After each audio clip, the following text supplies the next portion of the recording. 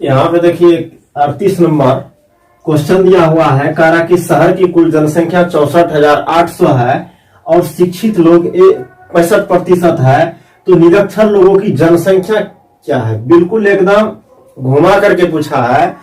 अब देखिए क्या घुमा करके पूछा है। सबसे पहले तो ये जान लीजिए, जब शिक्षित लोग 65% है तो पूरे जो है अपने आप में क्या होता है 100% होता है। यहां पे देखेंगे तो निरक्षर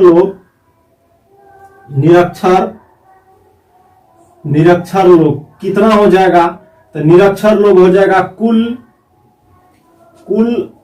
में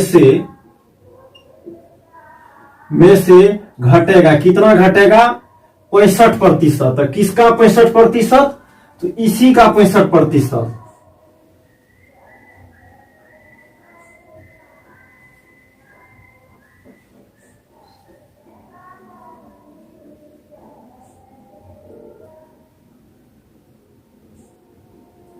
क्लियर आ रहा है समझ में।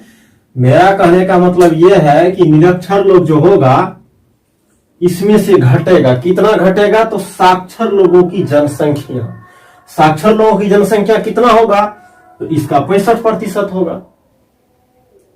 ठीक है, नहीं समझते हैं तो ऐसे समझिए। कैसे समझना है देखिए, यहां पे लिखेंगे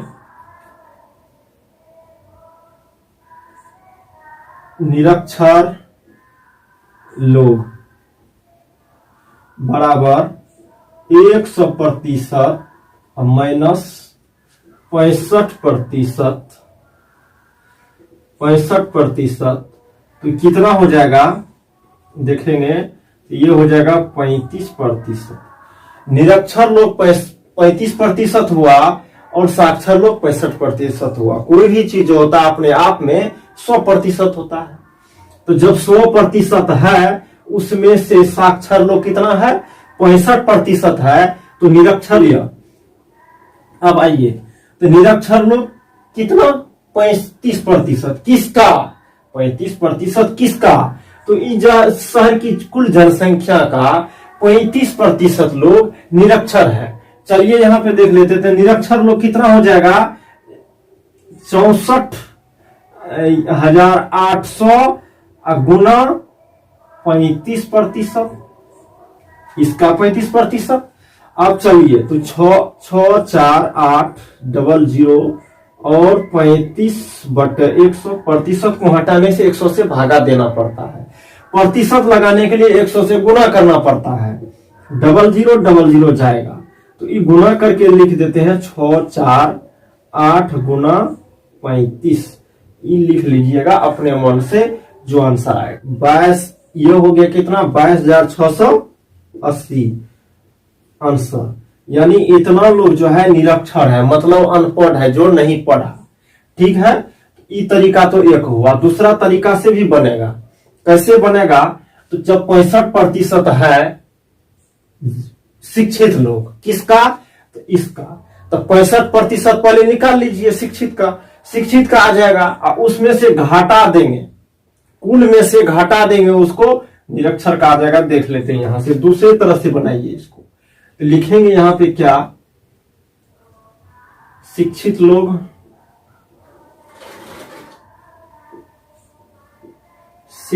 लोग बराबर 65%, कुल जनसंख्या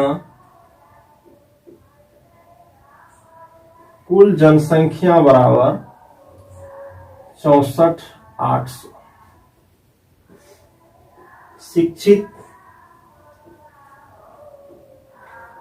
शिक्षित लोग बराबर 64,800 का 65%। समझ रहे हैं, इतना का इतना प्रतिशत शिक्षित है। ये पूरे जनसंख्या का 65% शिक्षित है, पढ़े लिखे लोग हैं बाबूजी। हाँ समझ रहे हैं, पढ़े लिखे लोगों की प्रतिशत 65 है। तो अब हो जाएगा 64,800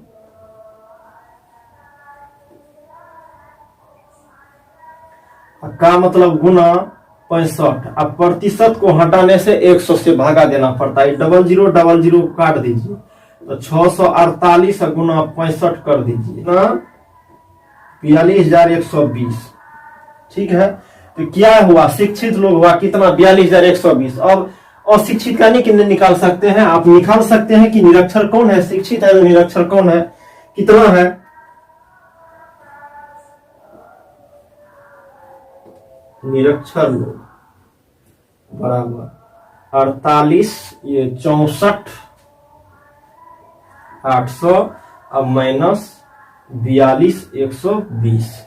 अब इसको घटा दी, 10 से 0 से 0 जगह तो 0 यहां होगा, 10 से 2 जगह तो 8 बचा, 8 से 7 से 1 जगह तो 6 बचेगा, यहां 4 और यहां 2 हुआ, यहाँ 6 से 4 जगह तो 2, 22,680 ये भी हुआ, 22,680 ये भी हुआ। तो जिस तरह से आपको समझ में आता है वो बना लीजिए। ये जो हो गया ये भी अपना तरीका है, ये भी अपना तरीका, दोनों में समझ लीजिए क्या तरीका है। हमने क्या किया, जब शिक्षित लोग 65% है और कुल अपने आप में कोई भी प्रतिशत होता है तो 100%, 100% होता है।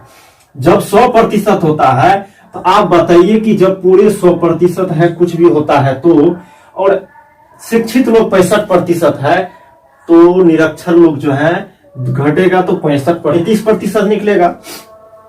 अब जो है 35% निकलेगा तो निरक्षर लोग कितना हुआ, 35%। किसका, कुल जनसंख्या का, काट खोट के निकाल दिए।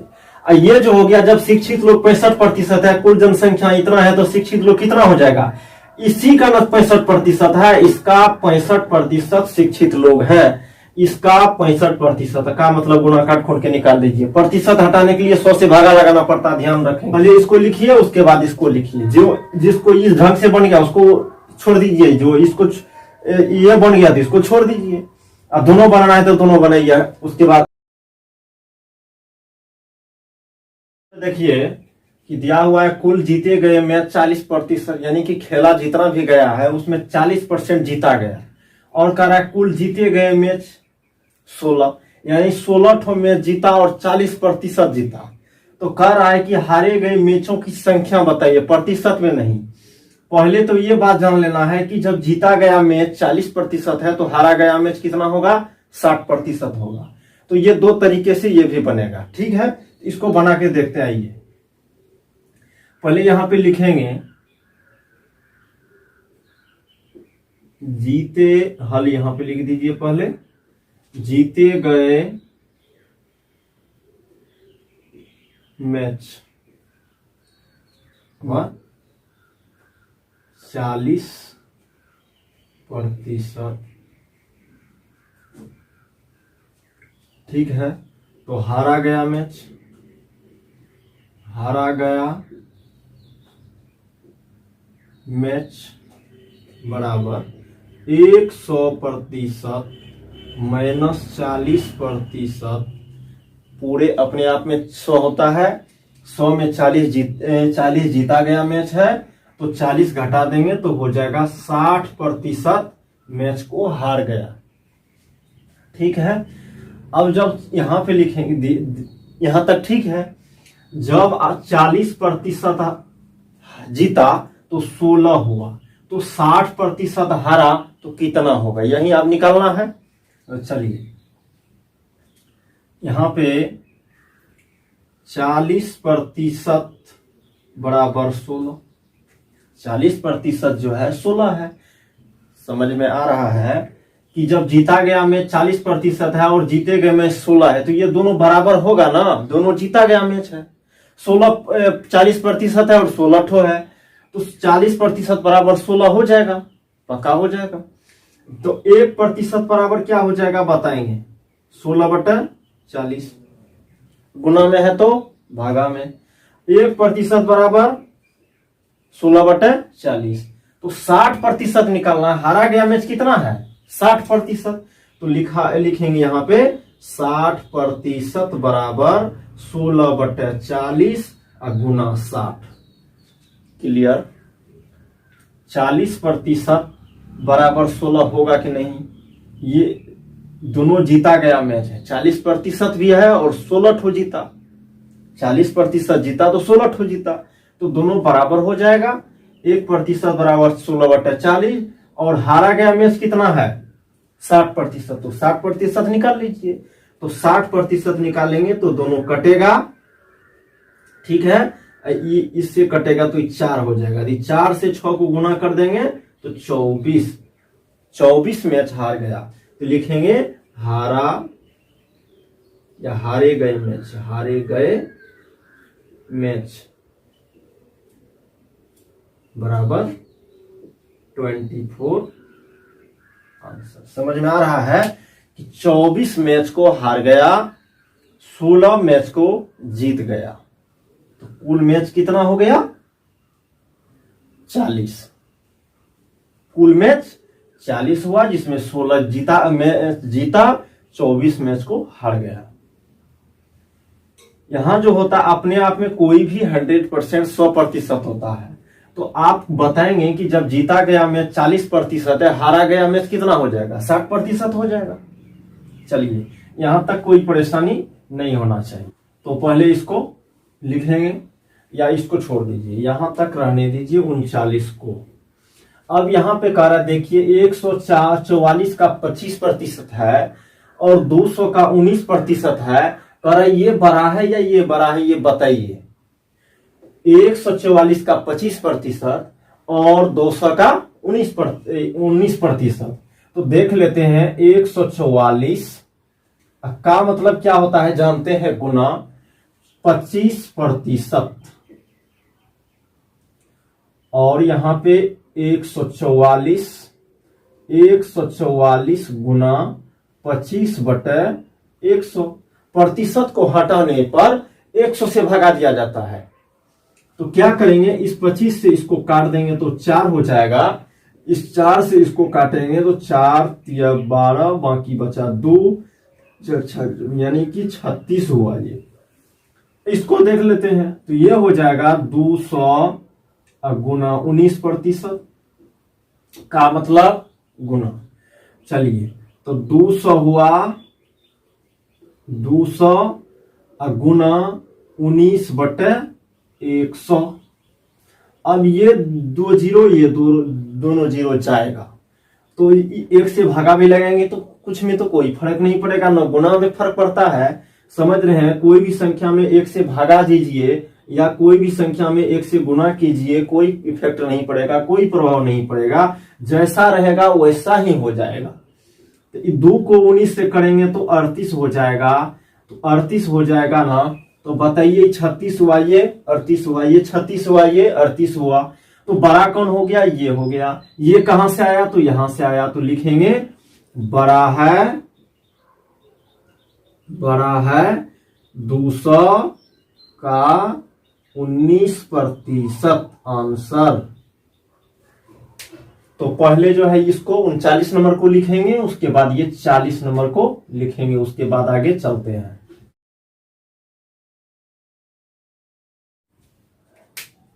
किसी वस्तु का क्रय मूल्य 45 रुपया है और लाभ 10% है, तो विक्रय मूल्य क्या हो जाएगा। तो ठीक है, तो पहले तो निकाल लेंगे लाभ। यहां पे लिखेंगे हल।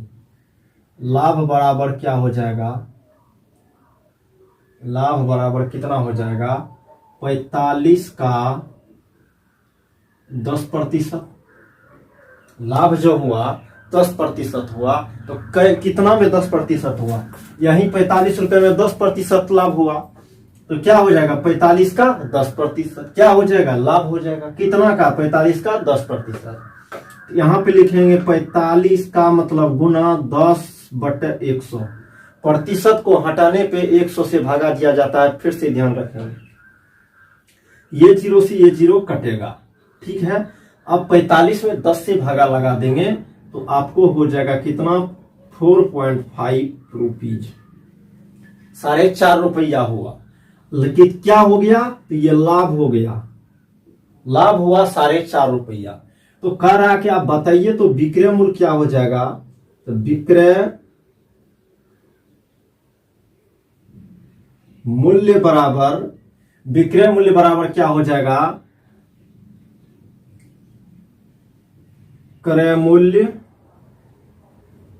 प्लस क्रय मूल्य प्लस लाभ। समझ रहे हैं? तो क्रय मूल्य कितना है, 45 रुपया। लाभ कितना हो गया देखेंगे, 4.5 रुपया। इसको सबको जोड़ दीजिए।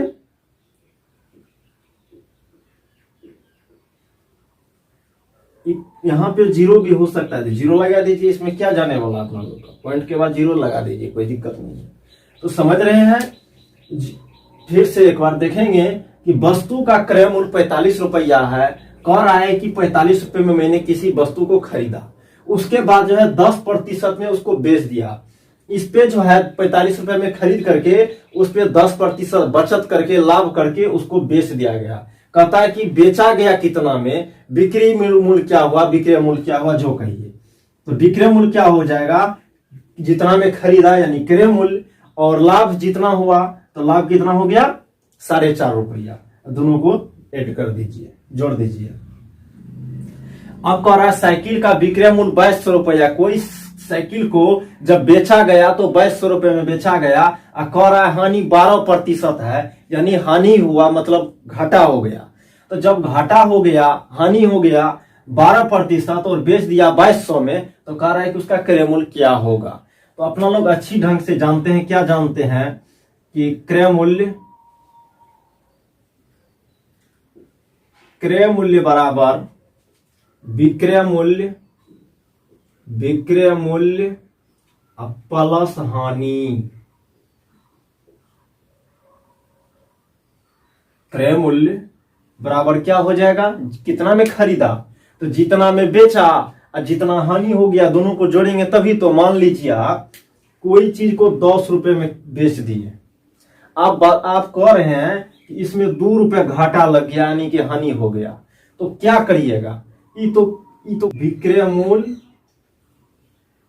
मूल्य हुआ, ये हानि हो गया 2 रुपया।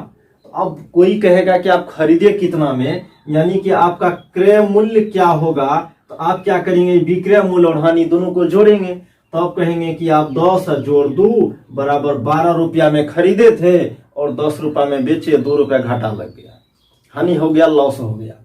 तो उसी प्रकार जब क्रय मूल्य यानी कि खरीदा गया कितना में, तो जितना बेचा गया और हानि जो हुआ उसको भी तो जोड़ेंगे, तभी तो पता चलेगा कि हमने कितना में खरीदा। आइए आगे देखते हैं।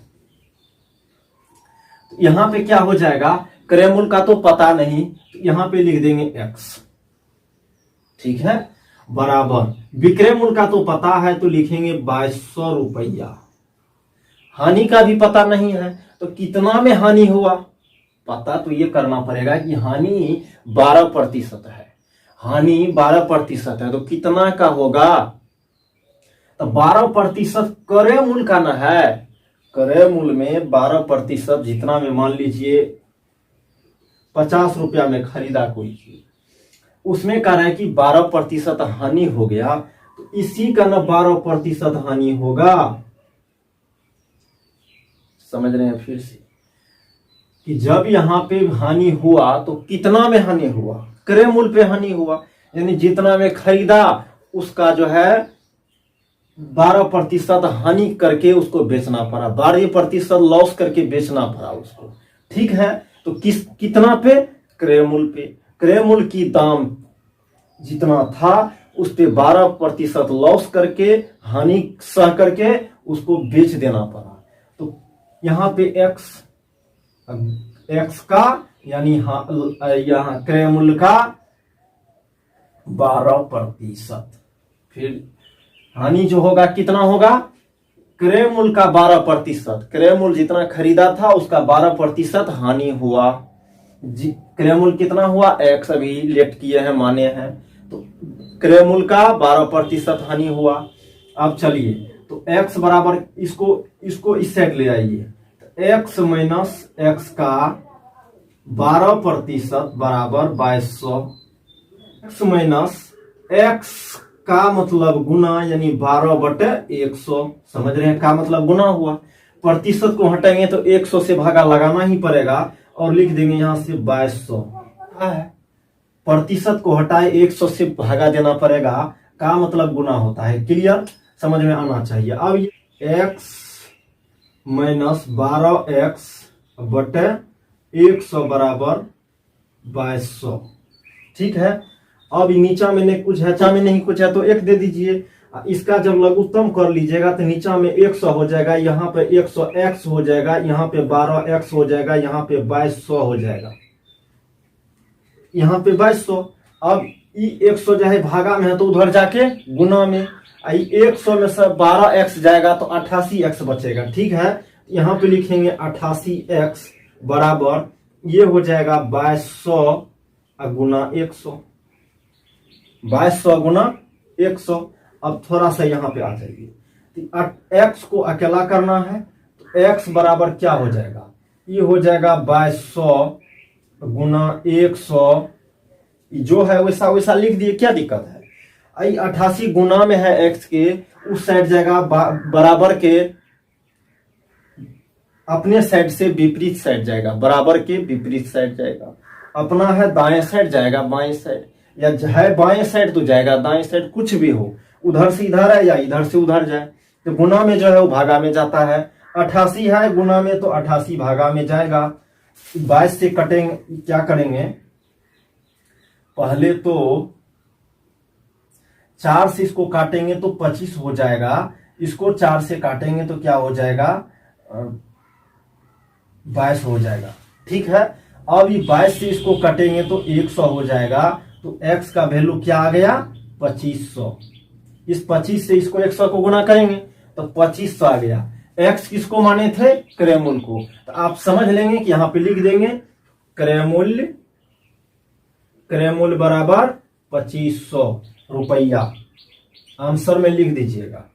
ठीक है, x माने थे किसको, क्रयमूल्य को, x की वैल्यू कितना आया 2500। अब फिर से आप देखिए यहां पे जो 2500 में खरीदा था, 2200 में बेचा, 12% हानि हुआ, 12% हानि करके 2200 में उसको बेच दिया। किसको बेच दिया, साइकिल को बेच दिया। तो पहले जो है 41 नंबर है, उसके बाद ये 42 नंबर।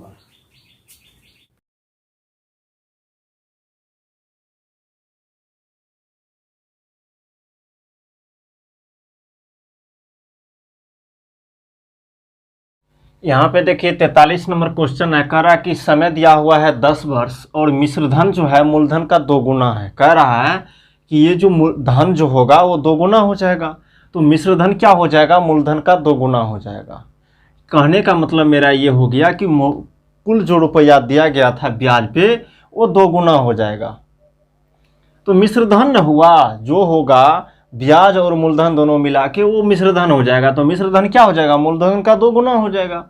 समय दिया हुआ है 10 वर्ष और मिश्रधन दिया हुआ है 2 गुना मूलधन, यानी मूलधन का 2 गुना। तो कह रहा है दर क्या है, तो अब देखिए अपना लोग क्या करना है, पहले तो मानना पड़ेगा, माना कि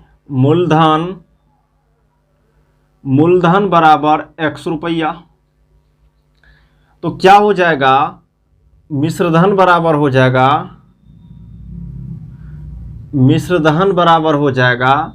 2 गुना मूलधन है, तो बराबर 2 गुना x हो जाएगा मूलधन x।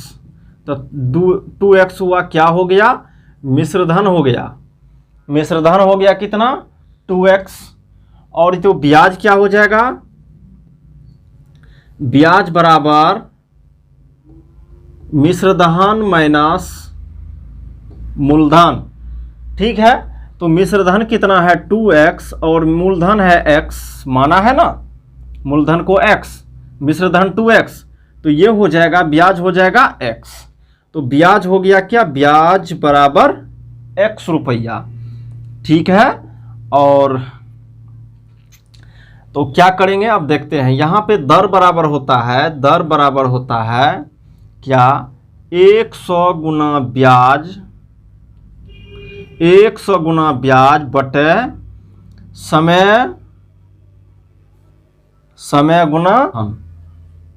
ठीक है, अब चलिए, तो ये दर बराबर दरें निकालना है। 100 तो ऐसे रहने दीजिए, ये जो 100 है, ब्याज कितना है x, देख लीजिए यहाँ पे ब्याज x, समय कितना है 10 वर्ष, और क्या है मूलधन कितना है, मूलधन मैंने मान लिया यहाँ देखेंगे मूलधन बराबर x, तो x जाएगा 0 0 जाएगा बराबर 10, क्या हो गया, दर हो गया 10% आंसर। ठीक है, यानी 10% दर पे कोई भी मूलधन जो है 10% दर पे 10 वर्ष में मूलधन का 2 गुना हो जाएगा। फिर से कोई भी धन का तो मूलधन जो है 10% ब्याज की दर से 10 वर्ष में, वार्षिक ब्याज लेना है तो वार्षिक ब्याज की दर है 10% और 10 वर्ष में कोई भी धन 2 गुना हो जाएगा। यहाँ पे मूलधन जो है 350 यानी 350 रुपया दिया गया है और कह रहा है कि दर जो है 20 पैसे प्रति रुपया, यानी कि 1 रुपया का 20 पैसा लिया जाएगा ब्याज। ठीक है, और कह रहा है कि वार्षिक दर जो है वार्षिक है यानी साल में लिया जाएगा, सूद जो है ब्याज जो है साल के अंत में लिया जाएगा, और साल जो है यानी कि समय जो हो गया 1.5 वर्ष हो गया। ठीक है, ये जो है 1.1/2 वर्ष है यानी कि 1.5 वर्ष हो गया। तो 1.5 वर्ष में कह रहा है कि ब्याज क्या होगा, मूलधन 350 है, दर जो है 20 पैसे प्रति रुपया यानी कि 1 रुपया का 20 पैसा लिया जाएगा पर साल। तो यहाँ पे दर बराबर, दर निकालना है 20 पैसे प्रति रुपया है।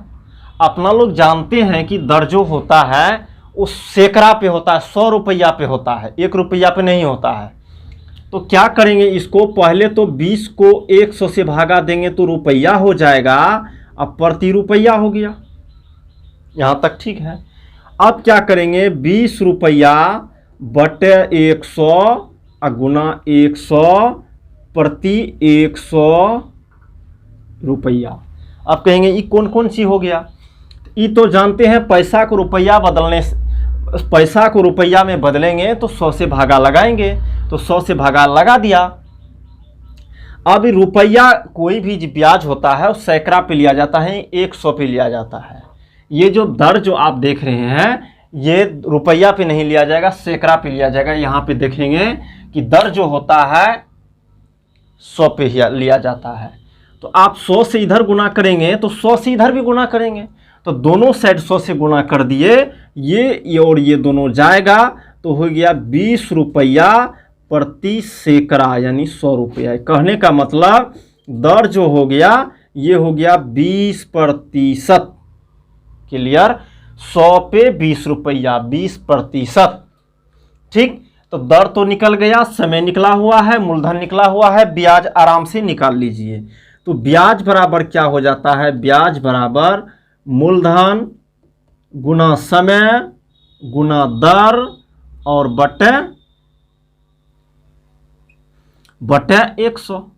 अब इसी पे निकाल लीजिए तो निकल जाएगा कितना, मूलधन कितना दिया हुआ है देख लेंगे। यहाँ पे मूलधन दिया हुआ है 350, समय जो है उसके बाद समय है तो समय 3/2 होल 2 गुना ये दर कितना आ गया 20% यानी 20 अब बटे 100। समझ रहे हैं, ये 100 यहाँ पे दिए, ये 3/2 जो होता है यहाँ पे आपका कहने का मतलब हुआ, यहाँ पे चौंकने वाली बात नहीं है, ये 3/2 है तो 2 नीचे चले आएगा। ठीक है, ये जो दर होता है 3/2 यहाँ पे देते हैं ना समय 3/2, ये नीचे चलेगा 2, 3 ऊपर रह जाएगा तो ये 3/2। ठीक है, अब E0 से E0, E0 से E0 जाएगा। अब ये 2 से E भी 2 जाएगा तो 35 को 3 से करेंगे तो ब्याज हो जाएगा, ब्याज बराबर 105 रुपया। ये 35 को 3 से गुना कर दीजिएगा। ठीक है, तो ये आंसर हो गया, ये ब्याज हो गया। इधर जो है दर निकला 10% और यहाँ पे ब्याज निकला 105 रुपया। तो ये 43 को पहले लिखेंगे, उसके बाद 44।